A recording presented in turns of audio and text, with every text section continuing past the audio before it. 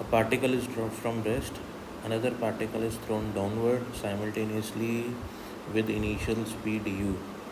Then तो एक condition में क्या है हमारे पास कि हमने एक पार्टिकल को किसी हाइट से ड्रॉप किया है टाइम t इक्वल्स टू 0 पे, और एक दूसरा पार्टिकल है उसको भी टाइम t इक्वल्स टू 0 पे नीचे की तरफ u स्पीड से फेंका है।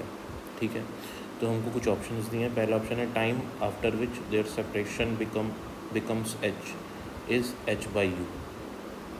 अब इस पार्टिकल को तो मैंने ड्रॉप किया है, ठीक है।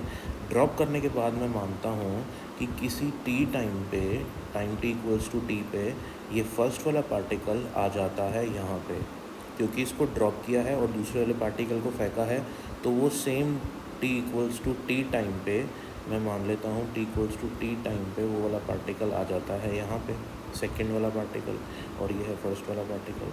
अब इनके बीच की कुछ सेपरेशन हो जाएगी h, बिल्कुल होएगी, क्योंकि सेकेंड वाला पार्टिकल कैसे चल रहा है, फास्ट चल रहा है ना, तो वो नीचे आ जाएगा पहले, तो दोनों की सेपरेशन हो गई h, और इसकी जो इनको टाइम लगता है h हाइट आने पे, ठीक है, वो टाइम लगता है t equals to h by u. ये हमको बताना है कि यही लगता है क्या।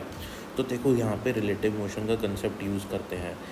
तो मैं सबसे पहले क्या करता हूँ, relative velocity of two with respect to one find कर लेता हूँ। वो होती है relative velocity vector into of second minus relative velocity of first. ठीक है, तो इनिशियल वेलोसिटी जो है फर्स्ट की वो ज़ीरो है, और फर्स्ट वाले से सिर्फ वेलोसिटी जो है वो इनिशियल वेलोसिटी सिर्फ सेकंड वाले के पास ही है, तो ये तो ज़ीरो हो जाएगा। तो मेरे पास बचेगा u21, यानी कि relative velocity of two with respect to one आएगी सिर्फ माइनस यू। ऐसे ही रिलेटिव एक्सेलरेशन देख लेता हूँ सेकंड का विद रिस्पेक्ट टू फर्स्ट। अब सेकंड का भी एक्सेलरेशन नीचे की तरफ माइनस जी है, फर्स्ट का भी फर्स्ट का भी खुद का एक्सेलरेशन नीचे की तरफ माइनस जी ही है, तो इनका जो रिलेटिव एक्सेलरेशन होगा सेकंड का विद रिस्पेक्ट टू वन वो हो जाएगा ज़ीरो।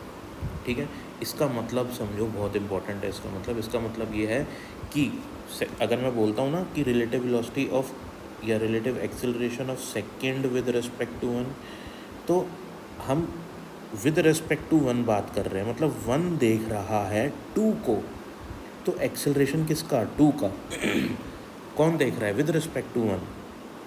वन क्या देख रहा है कि जो टू वाला पार्टिकल है वो नीचे जा रहा है कांस्टेंट स्पीड से, मतलब इसका कोई एक्सेलरेशन नहीं है, एक्चुअल में तो है लेकिन इसके रिलेटिव, इसके रिस्पेक्ट में, फर्स्ट वाले के रिस्पेक्ट में सेकंड वाले का कोई एक्सेलरेशन नहीं है, वो यूनिफॉर्मली इतनी स्पीड से नीचे जा रहा है।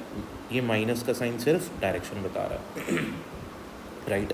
अब मैं लगाता हूँ displacement of second with respect to first. अब सेकंड का फर्स्ट के रिस्पेक्ट में कितना डिस्प्लेसमेंट हुआ होगा, वही u21t plus half a21t square.